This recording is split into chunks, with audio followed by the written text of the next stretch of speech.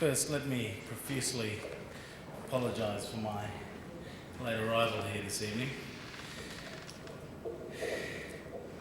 If I do one thing here this evening, let me at least invest in you all the depth of my conviction that on March 2, 1996, Australians will make the most important decision in this country's modern political history as to our future as a nation and as to the kind of country we want in the new millennium.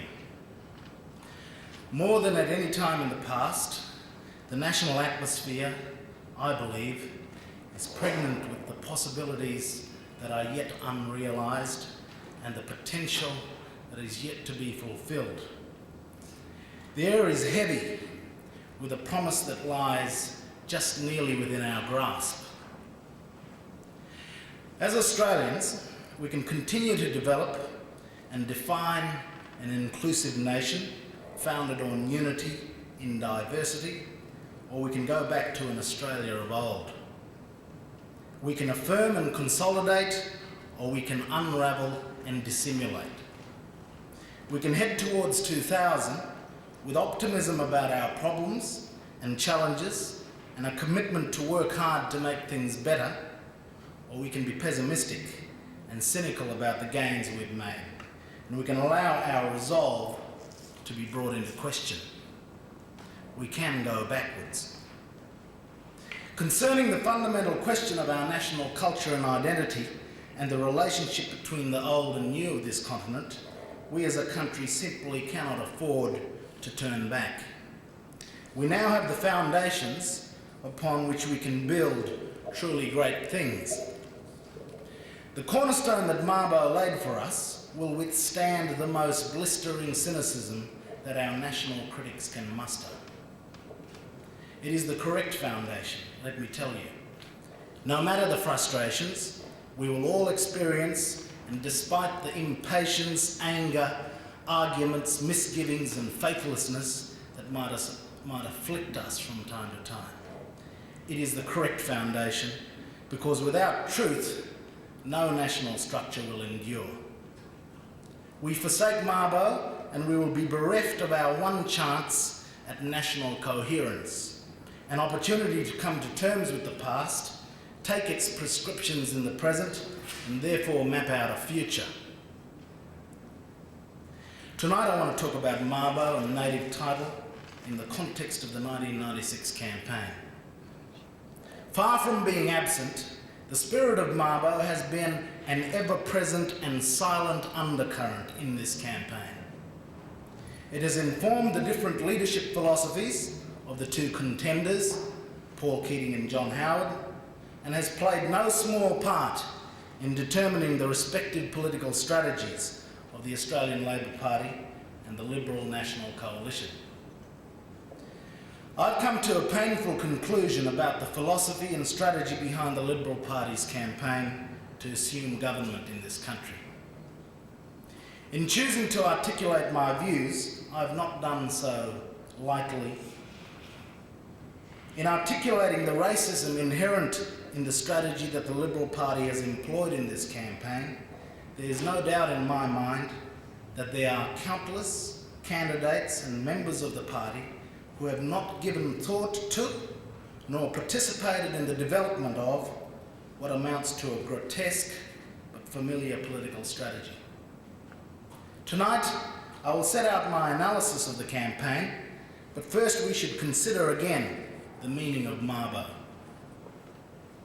Coming as late as it did in the colonial history of Australia, the truth of English common law recognition of pre-existing Indigenous inhabitation and ownership of the land was always going to require compromise.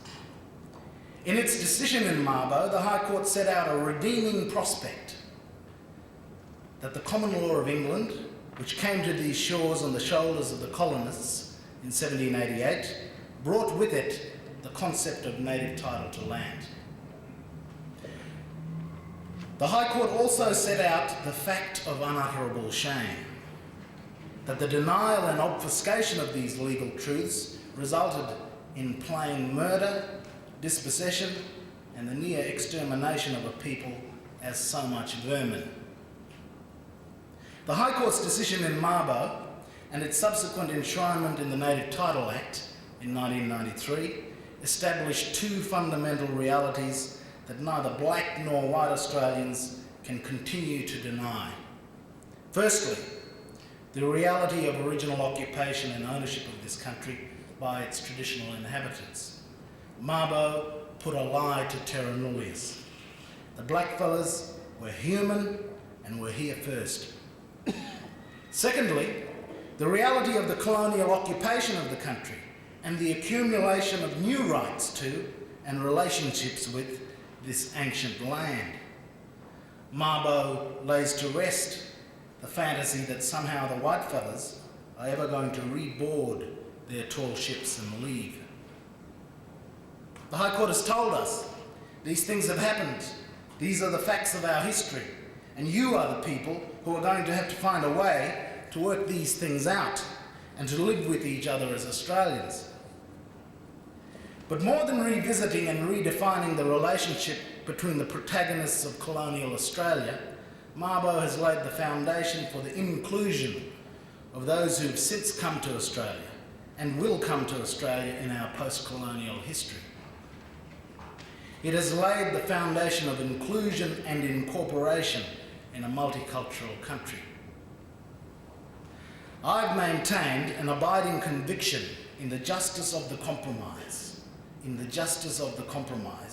that our nation's highest court set out in Mabo. In responding to the perseverance of a motley group of Jewish lawyers and land rights activists from Murray Island, the High Court established very clearly the strength of our national institutions and the role of judicial leadership in our society. Whilst proclaiming the law, their honour spoke about our history and prescribed justice. On 5 February this year, in a ceremony in Cairns, I was pleased to see that our conviction in Mabo and the Native Title Act yielded a historic breakthrough when the settlement of native title provided the basis for a regional land use agreement involving traditional owners, the Cattlemen's Union of Australia, the Australian Conservation Foundation, and the Wilderness Society.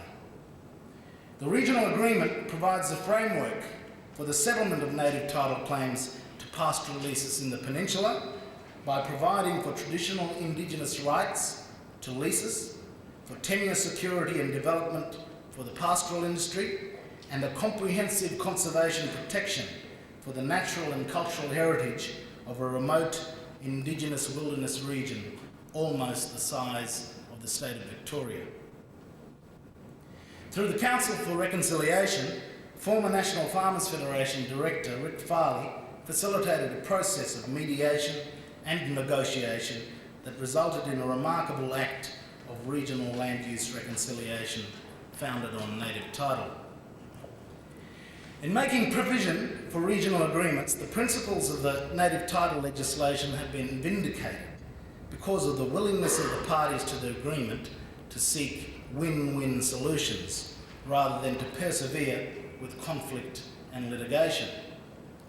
In many cases, where parties are unprepared to negotiate, then the litigation procedures of the Act will necessarily operate. This is as it should be. However, I believe that the Cape York Land Use Agreement represents a model that should be considered by Indigenous and industry groups and government elsewhere in the country. By working hard to locate win-win solutions, the seed that Mabo planted can grow and yield fruit for Indigenous people and the whole country.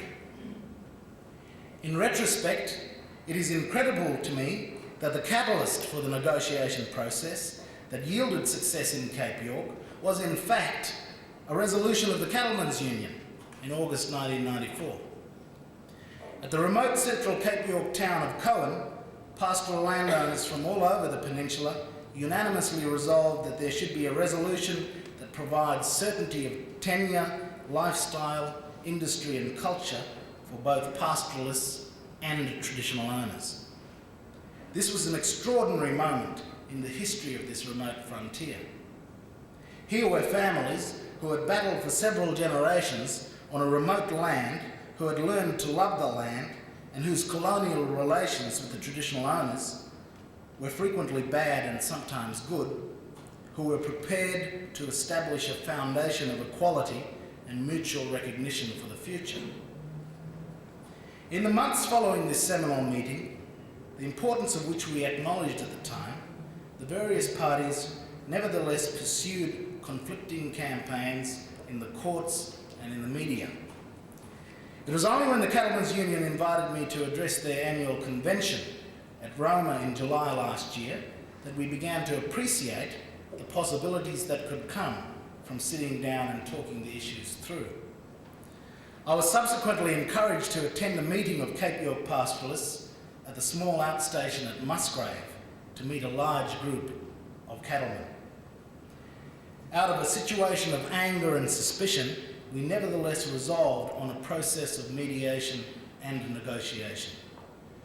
The fact that we were talking about the meaning of reconciliation at the grassroots level for black and white people in the peninsula was indelibly planted in my brain when an aged pastoralist, Clive Quartermain, said to me at the meeting, "Noel, as an old man of the white tribe, and I'll be the oldest of any black tribe around here as well, at my age I can claim the privilege to talk to you. It is you who's raised this uncertainty, and if you can change your tactics in future, then Rick Farley's dream can come true along with the dreams of a lot of other people." My belief in the capacity and goodwill of Australians has soared in the light of my experiences over the past year in dealing with the leadership of the Cattlemen's Union and the pastoralists of Cape York Peninsula. I hope that we have at least shown the way for others to come to arrangements that fit their own particular circumstances in other areas of the country. But what of Mabo and native title and the federal election campaign of 1996? My thesis here tonight, only by accident, takes up the observations of Gerard Henderson in his excellent article in today's Sydney Morning Herald about racism and the federal campaign. I was unaware of Gerard's article, and I'm sure he was unaware of the focus of my presentation here tonight. Let me begin my analysis by saying that it is a political fact borne out by the polls that Aboriginal affairs is not an electoral priority.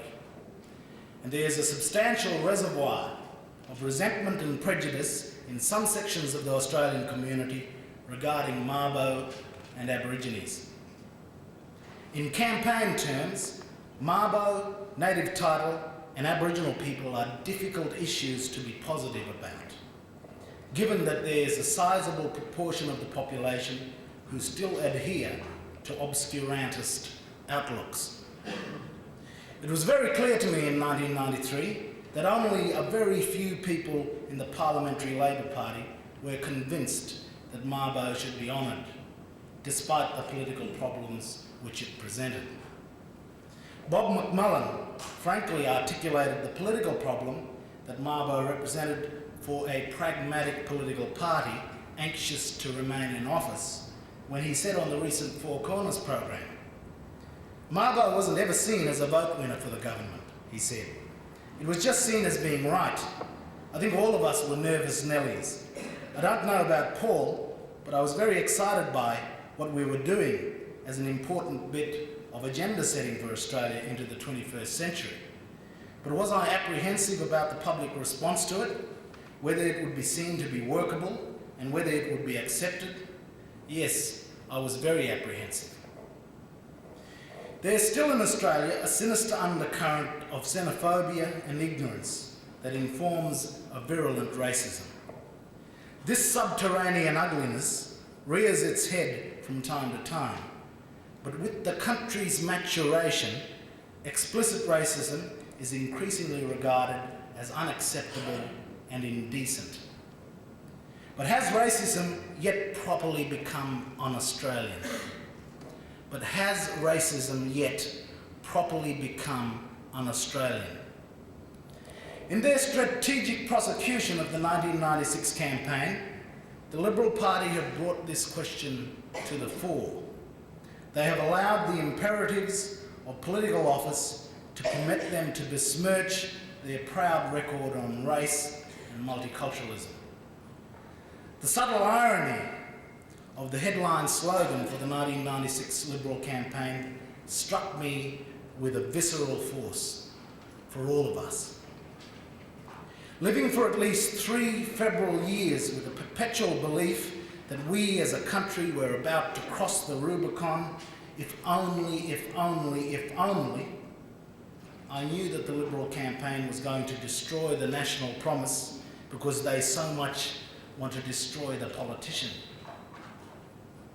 I knew that the Liberal campaign was going to destroy the national promise because they so desperately want to destroy the politician. This morning, Gerard Henderson referred to, in addition to the dewogging statements of National Party candidate Bob Burgess and the slanty-eyed ideologues of Bob Katter, to 2 incredible incidents involving National Party backbenchers for Queanbeyan, Peter Cochrane, and Parkes, Michael Cobb, where they alluded to the prevalence of rumours to the effect that Aborigines from Redfern were going to be relocated to these electorates to make way for the Olympics. Let me read the contents of a hoax letter that purported to be from the Regional Director of the Peninsula and Torres Strait Regional Health Department in Queensland. Copies of this letter were sent in the last month to numerous households in the Tablelands district of North Queensland.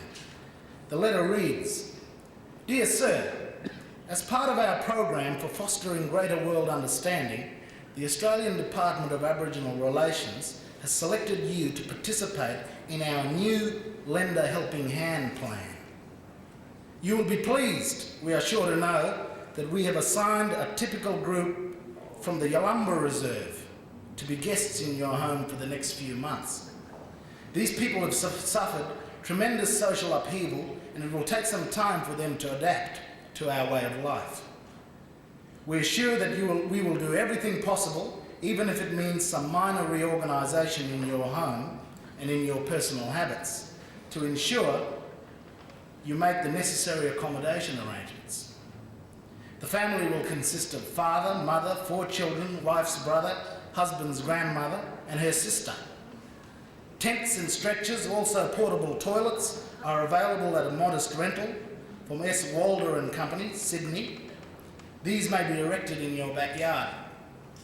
Within the next week, you will hear from our head office regarding the arrival date, routing and names of your selected family. We shall include some recipes from Thursday Island, so you may prepare their favourite dishes. So as not to inconvenience you, we shall provide adequate supplies of goanna, snake, emu, grubs, and other insects. Free immunisation will be given to you and your family against typhus, cholera, tuberculosis, leprosy, syphilis, and hepatitis. No doubt you will wish to meet the family at the airport. We suggest you hire a minibus for this happy occasion, and they will be bringing some of their possessions.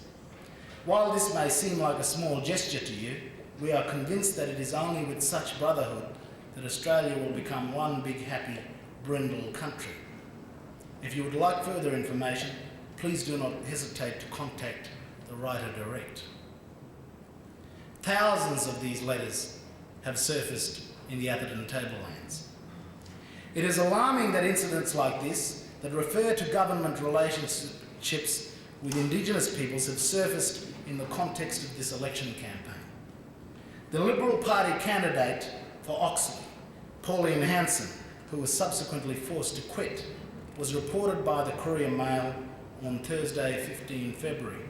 She said, "Aborigines could walk into a job in the police force, received lenient court sentences, had better chances of getting housing and business loans, and were the main instigators of crime and violence. I'm not racist, but I'm asking for equality. What I believe is racism is starting in this country because the government is looking after the Aborigines too much, because the government is looking after the Aborigines too much. Uni places have been set aside for them, and if you're an Aborigine, you can get into the police force automatically, while anyone else has to study and work for 2 years. Mr. Howard was reported to be disgusted with her comments.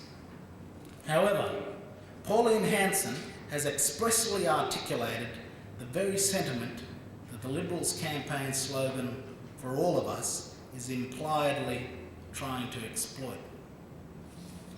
By alleging government favouritism and special treatment, unscrupulous people have generated racist sentiment and criticism of government largesse to minorities.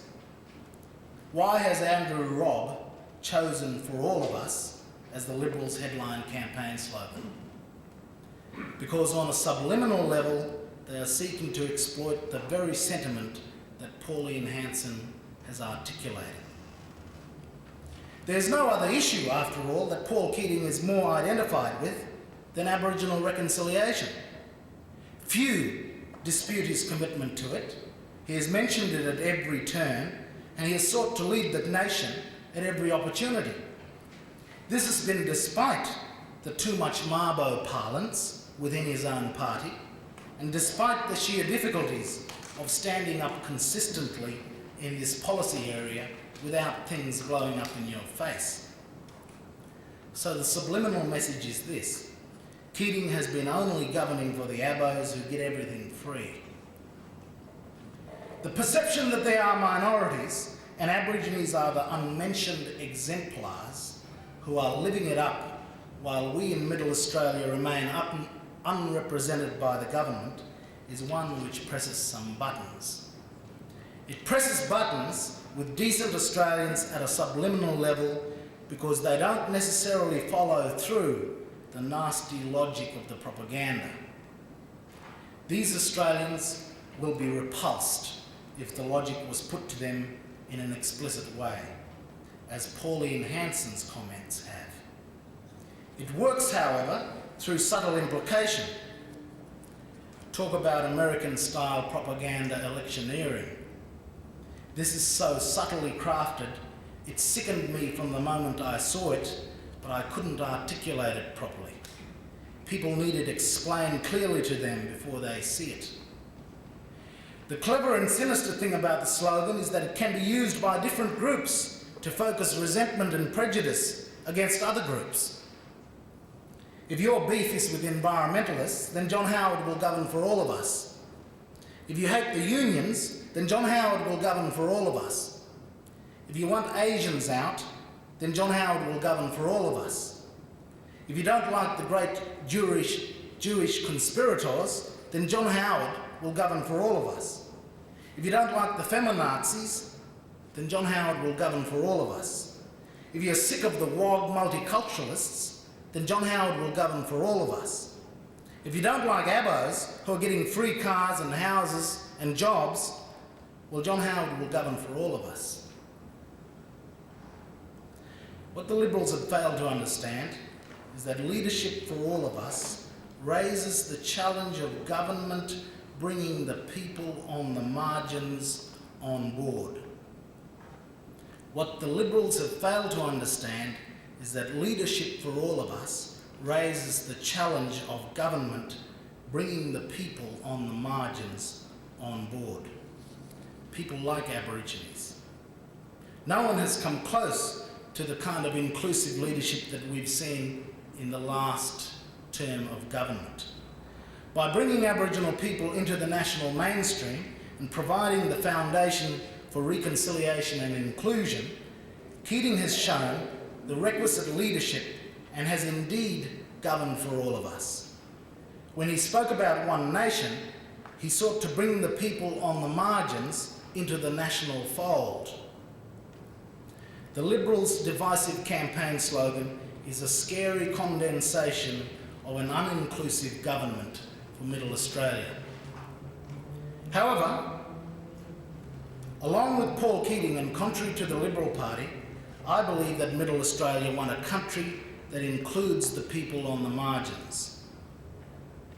They will be revolted by political campaigning that seeks to focus resentment on people at the margins for political purposes.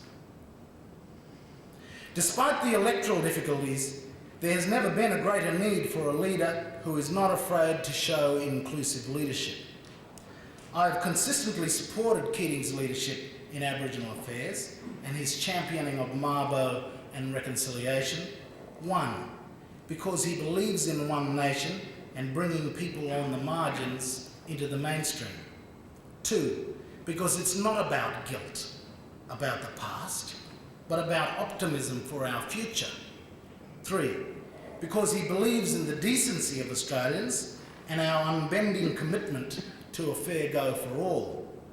4, because it is about Aboriginal people taking responsibility for their own lives and showing the leadership in their own communities so that the egregious problems can be worked out in partnership with government and not by government alone. And lastly, because he believes, and I and many Australians do, that with leadership we can lead the world in forging a reconciliation based on justice and coming to terms with the truths of the past and a belief in the possibilities of the future. John Howard expressed disgust with Pauline Hanson's explicit articulation of the subliminal campaign. So John Howard is able to have a publicly decent position whilst he allows Andrew Robb to run the nasty subliminal line. In the same way, Howard expresses disgust with the Nationals' Katter and Burgess whilst he takes the benefit of their bigotry. So John Howard has a publicly decent position whilst the Nationals exploit the racist vote. It is almost as if the Liberals are saying to the Nationals, we'll collect up the votes of Middle Australia and you guys go around and round up the vote from the racists. In fact, incite them, and then we'll add them all together in the end. Fundamental question for this campaign is this: who takes the electoral benefit of the bigotry and racism and homophobia of the National Party? Answer: John Howard. As a young Australian with a very keen sense of excitement about our country and what we can achieve, let me say that despite the tremendous challenges and the daunting problems we face, particularly in respect of Aboriginal affairs, I have a brimming optimism about our prospects. I have a brimming optimism about our prospects. We have all of the makings of a good country, but we have the capacity to be even better. If you think that opportunity and success and achievement are just going to fall into our laps while we sit on our hands, you're wrong. If you think that we're going to have a great and prosperous nation without some pain and uncertainty, then you're wrong. The potential which is inherent in all of us, and which is our national inheritance, will only be fulfilled with faith in each other, goodwill, perseverance, and an unequivocal leadership. I don't believe for one second that the Australian Labor Party is necessarily the natural party of government in Australia, nor that the country should be saddled with their perpetual leadership. I believe the Liberal Party under Malcolm Fraser espoused inclusive government. It was the party that unequivocally rejected racism and championed the concept of a multicultural society. Fred Chaney, Ian Viner, and Peter Bone, they were all my political heroes. There are young people in the present Liberal Party, like Christopher Pyne and Ian Campbell, who hold great promise for a party which I believe is in a grievous ideological decline. Their time should come for government in the new millennium. But for the ALP to lose office because of Paul Keating's stand on inclusive leadership and Mabo would be to our eternal national discredit.